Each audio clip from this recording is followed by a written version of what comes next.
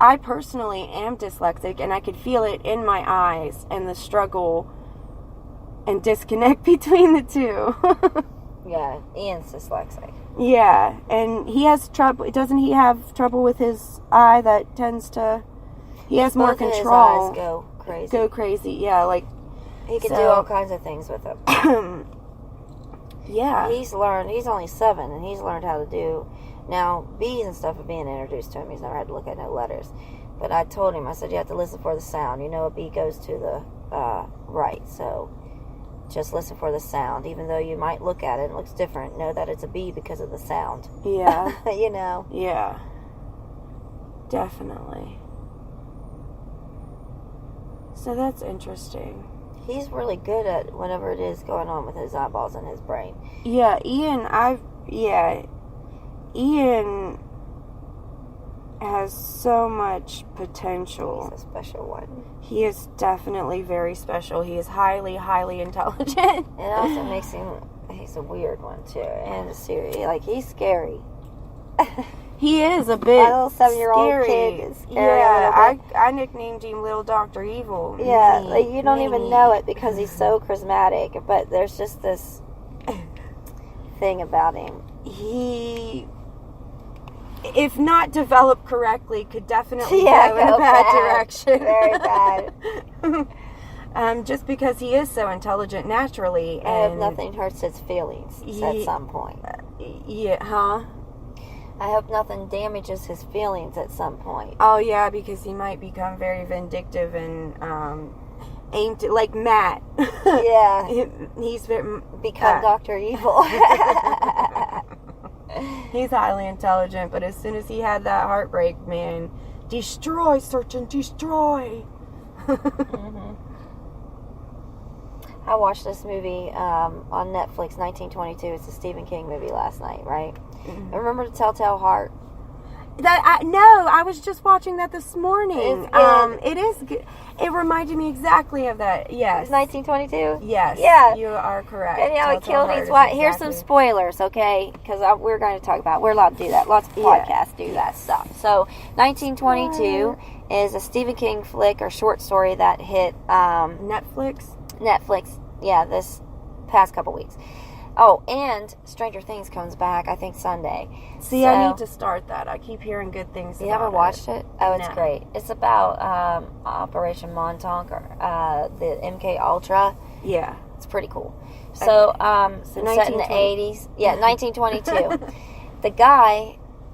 The mother, there's a wife, a husband and wife, and it's just a farmer dude. I didn't catch where it was, but I'm guessing on East Coast it snows and everything. Yeah, it's a big I'm farm, not sure like either PA or Maine, like up and down somewhere. A big farm of corn.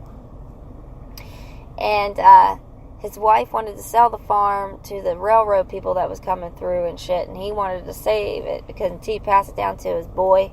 Yeah. Right. So he killed her. He talks his boy into killing her with him.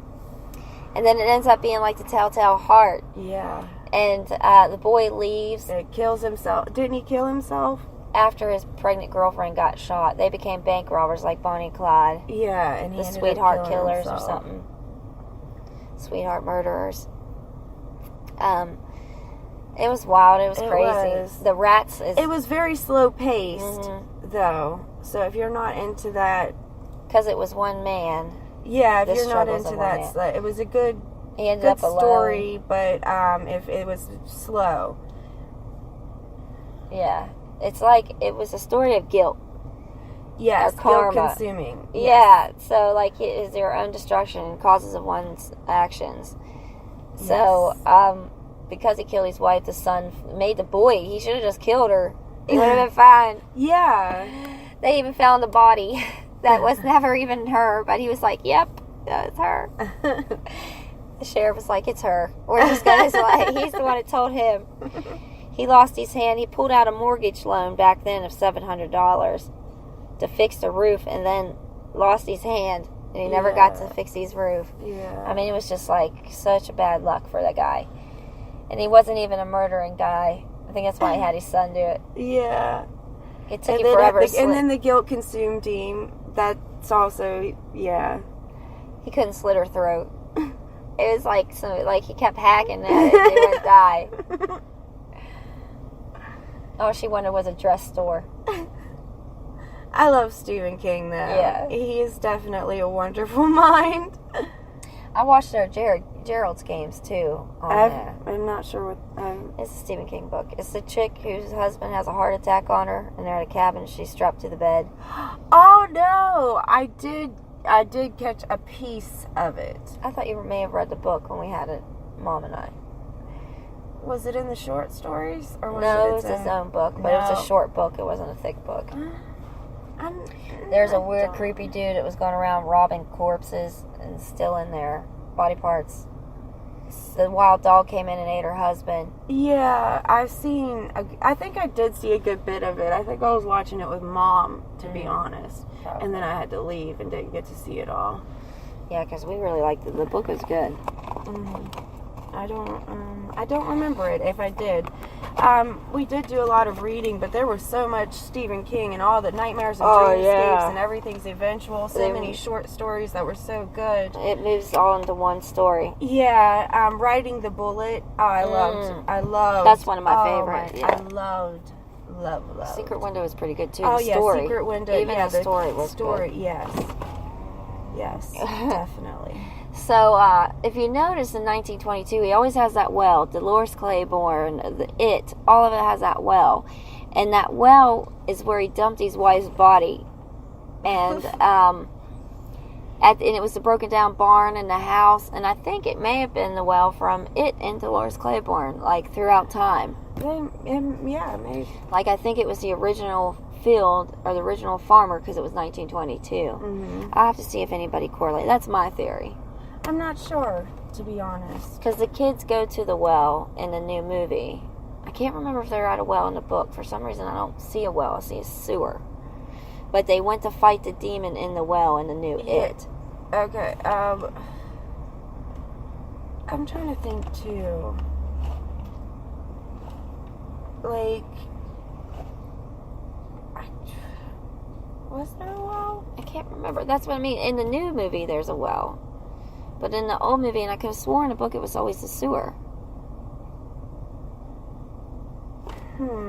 Because he's seen his dad at the sewer. That was in the book. I'm not sure if I ever even read it, to be honest. Yeah, well, it's a big-ass book. It is a big-ass book, and I remember that. I read The Stand, and it's a big-ass book. Oh, yeah. But I don't think I ever got around to it, to be honest. I always had the movie that I loved, growing up, and I just never read the book. Yeah, but kind of like the Hobbits. I read the Hobbits, and then once I got to the Lord of the Rings, I'm like, yeah, I'll wait for the movies. It goes in the chapters of each character, and then you have the coming together in the later chapters. Yeah, you know what I mean?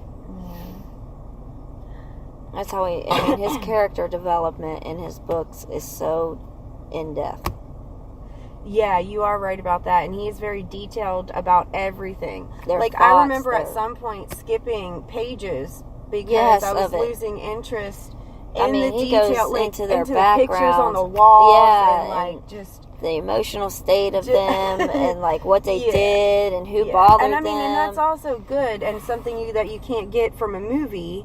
Yeah. And then some things help my interest, but I do remember skipping some of Stephen King's shit. Yeah. All in all, overall, yeah. Speed read. You still know what's going on. Yeah. Yeah. Yeah, that's a lot of his books. Mm-hmm. Even the little one has a couple chapters donated to each character. Yeah. I mean, being detailed is good, but obviously he is so in depth that we lost interest. So there's a fine line for us. I also been watching that TV series, The Exorcist. But not enough to quit. Just like you said, speed read. Yeah. Okay. So go ahead. Yeah, I have been too. When we went and picked up Anila, we were watching it, and I have been continuing it as well. It was pretty good. It ended up being Reagan. Yeah, she ended up being Reagan. Gina Davis wasn't a great actress, was she? I personally think that you can tell she's had some work done. And on her face? Yeah, I noticed that, and that too. is affecting her ability to portray the emotions. Yeah, so tight looking. That was needed. It was her first role in what, 20 years? Yeah. And that's probably why, Yeah, maybe. Maybe she just now felt comfortable enough to be back in the... She couldn't show facial expressions. She could cry, though. Could cry, yes. And, they had her in the big clunky shoes. Yeah. She's a tall person. She is a tall woman. I always thought she was very pretty in her younger years. She is. I mean, she still is, yeah. But, like I said, you can tell... She has some work done. Yeah. It's just not natural. It's almost distracting. Yeah. But other than that... Did you catch up to the new series? I think a new episode comes on. I'm getting ready to... I started season 2, but got distracted. There's only 2 episodes, I think. No, there's 4. Is there? Yeah. Because it's still coming on. Yeah. And then, so there's 4 now. I started the first one, and I have not. With the foster home and stuff? I don't know. I just remember the priests. They are what I've seen the most of, and they were exorcising this woman in the back of a truck. Yeah, in the back of a truck, yes. That's what I caught. Everything else was distracted because of the kids, and then I started making dinner and blah, blah. Yeah, then I guess I'm all caught up because I watched all of them yesterday. So that's pretty cool. Then it comes on again, I think, Friday. Yeah, I'll catch up. Uh-oh. Oh, no. That's Matthew. What's he want? I don't know. Me neither. Sorry for the interruption. Technical difficulties here. I left him sleeping.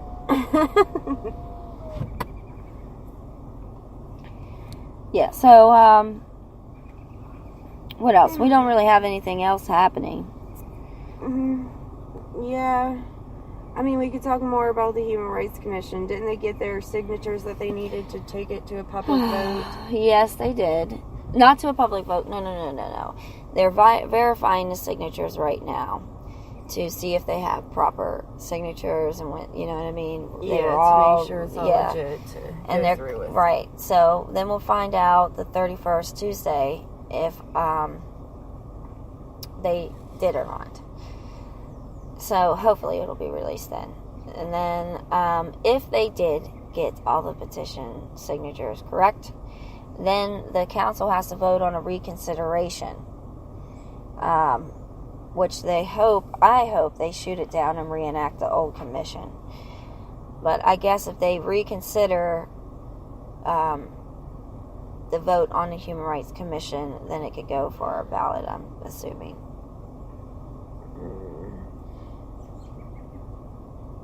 I hope they don't. I don't see how something like that can move to a ballot. For one, they can't disband a commission because this is just a resolution, so they can never get rid of the old one. So what they're doing is this campaigning thing because 5 of the people who voted for the Human Rights Commission is up for re-election in November 2018, next November. So what it will boil down to is whether or not they think that this will be good for their campaign or bad for their campaign to move forward or reconsider. Isn't that sickening? It is sickening. They're going to be looking at it, I mean, objectively, any political person would be looking at it like who has the most votes. Is it you don't like us using the word opposition. But they are. But they are.